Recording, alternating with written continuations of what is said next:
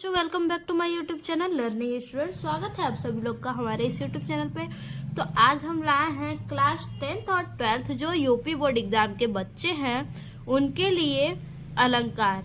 और ये आपके एग्जाम में जो है कि हर साल आने वाला है। ये ऐसा नहीं है कि जो कि कभी आए कभी ना आए। ये ऐसा क्वेश्चन है जो कि आपके एग्जाम में हर बार आना है इसे, ठीक। और ये आपके एग्जाम के लिए फिक्स है।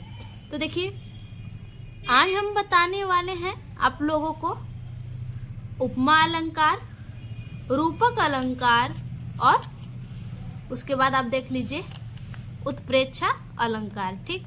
ये तीनों आज हम आप लोगों को बताएंगे। तो देखिए, सबसे पहले परिभाषा के अनुसार समझते हैं कि क्या है। देखिए, जब किसी एक वस्तु की तुलना दूसरी वस्तु के गुण, धर्म, कॉमा लगा देंगे यहाँ पे, गुण, धर्म, रंग, रूप या आकार के आधार पर की जाती है उसे उपमा अलंकार कहते हैं, ठीक। देखिए, जब कोई एक वस्तु है और उस एक वस्तु की तुलना जो है कि किसी दूसरे वस्तु से की जाती है, दोनों वस्तु के गुण, धर्म, आकार, रंग, रूप से की जाती है तुलना, तो वहाँ क्या होता है? उपमा अलंकार होता है। अब उदाहरण देखिए, उदाहरण है पीपर पात सरिस मन डोला। यानी पीपर पात यानी पीपर का जो पत्ता है, पीपल का जो पत्ता है उसका तुलना किससे किया गया है? सरिस मन डोला यानी मन के डोलने से किया गया है। पीपर का जो पत्ता है उसकी तुलना मन के डोलने से किया गया है, ठीक। अब देखिए, हरि पद कोमल कमल से, समझिए उदाहरण के तौर पे। अगर आपको परिभाषा नहीं समझ में आया तो आप उदाहरण से समझिए। देखिए, हरि पद कोमल कमल से यानी कि जो हरि के पद हैं, जो हरि के पैर हैं, जो ईश्वर के पैर हैं, उनकी तुलना कमल के कोमलता से की गई है। यानी ईश्वर के पैरों की तुलना जो है कमल के कोमलता से की गई है कि ईश्वर का पैर कैसा है? तो कमल की तरह कोमल है, ठीक। उसी तरह पीपल के पत्ते की तुलना किससे की गई है? मन के डोलने से की गई है, ठीक। तो ये हमारा हुआ उपमा अलंकार। अब देखिए, अब दूसरी तरह से इसको दूसरी भाषा में कैसे कह सकते हैं। देखिए, उपमा अलंकार को दूसरी भाषा में हम कह सकते हैं जहाँ पर उपमेय की तुलना उपमान से किया जाता है। जहाँ पर उपमेय की तुलना उपमान से किया जाता है वहाँ क्या होता है? उपमा अलंकार कहते हैं उसे, ठीक। जैसे अब देखिए, पीपर पात सरिस मंडोला यानी पीपर का पात, पीपल का पत्ता, ठीक। ये क्या है? उपमेय है। और मंडोला ये क्या है? आपका उपमान है, ठीक। उसी तरह हरिपद उपमेय है और कोमल कमल उपमान है, ठीक। तो जहाँ पर उपमेय की तुलना उपमान से किया जाता है उपमा अलंकार कहलाता है। आप दोनों में से कोई सा भी आप एग्जाम में लिख सकते हैं, ठीक। अब देखिए, इसके बाद जो दूसरा है वो है रूपक अलंकार, ठीक। तो रूपक अलंकार क्या है? परिभाषा देखिए, जहाँ पर उपमेय और उपमान में कोई अंतर न दिखाई दे, ठीक। उपमेय में और उपमान में कोई अंतर न दिखाई दे, यानी कि उपमेय उपमान दोनों में अंतर हो ही ना, ठीक। वहाँ रूपक अलंकार होता है, ठीक। जहाँ पे कोई अंतर ना हो, क्या रूपक है, क्या उपमान है, क्या उपमेय है, कुछ भी ना अंतर हो, वहाँ पे रूपक अलंकार होता है।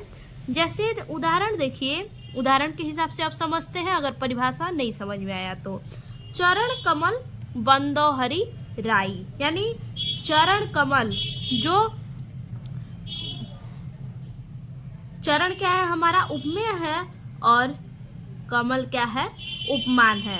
तो चरण कमल बंदो हरि राई, जो हरि के जो चरण है वो कमल की तरह है, ठीक।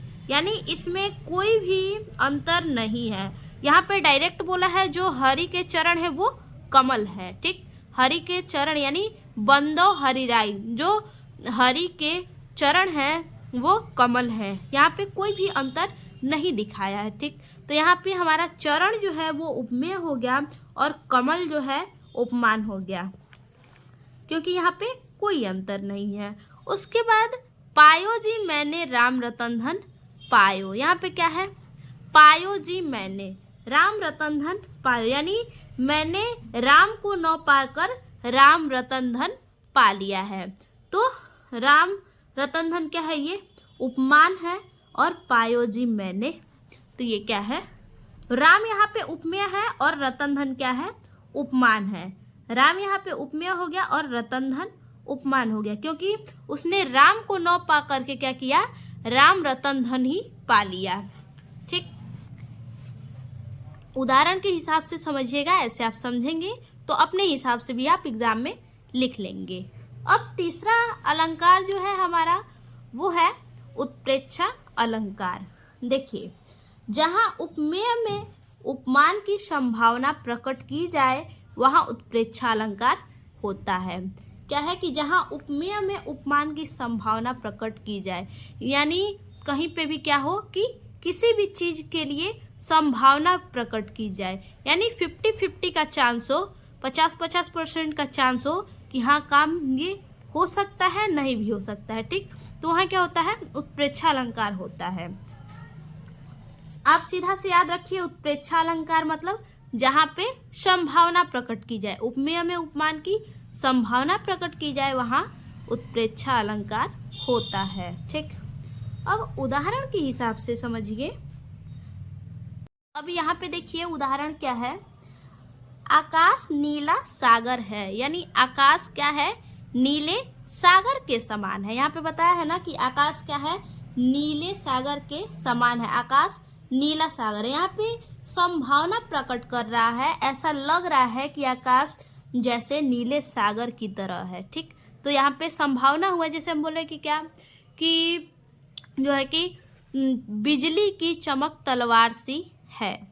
तो बिजली जो बिजली चमकता है वो कैसा है, वो तलवार सी, जैसे तलवार चमकता हो वैसे क्या है, बिजली चमक रही है। ठीक, तो यानी यहाँ पे आकाश जो है वो क्या है, उपमेय है, और नीला सागर जो है वो क्या है, उपमान है। ठीक, क्योंकि उपमेय में उपमान की संभावना प्रकट की जाए, तो ये उपमेय है, आकाश उपमेय है, नीला सागर उपमान है, यानी उपमेय में उपमान की संभावना बताई जा रही है। और यहाँ पे बिजली हमारा उपमेय है और तलवार का चमकना जो है ये उपमान है, यानी बिजली को क्या बता रहा है कि बिजली ऐसा है जैसे कि तलवार चमक रहा हो, बिजली ऐसा चमक रहा है जैसे मानो कि तलवार चमक रहा है। ठीक, तलवार के चमकने से है, तो यहाँ पे बिजली हमारा उपमान हो गया और चमकता हुआ तलवार जो है वो, बिजली हमारा उपमेय हो गया और चमकता हुआ तलवार जो है वो उपमान हो गया। अगर ये वीडियो बच्चा आपको अच्छा लगे तो प्लीज़ हमारे चैनल को लाइक कीजिए, सब्सक्राइब कीजिए और आगे अपने दोस्तों को भी शेयर कीजिए। फिर से मिलते हैं ऐसे एक और नए वीडियो के साथ, तब तक के लिए धन्यवाद।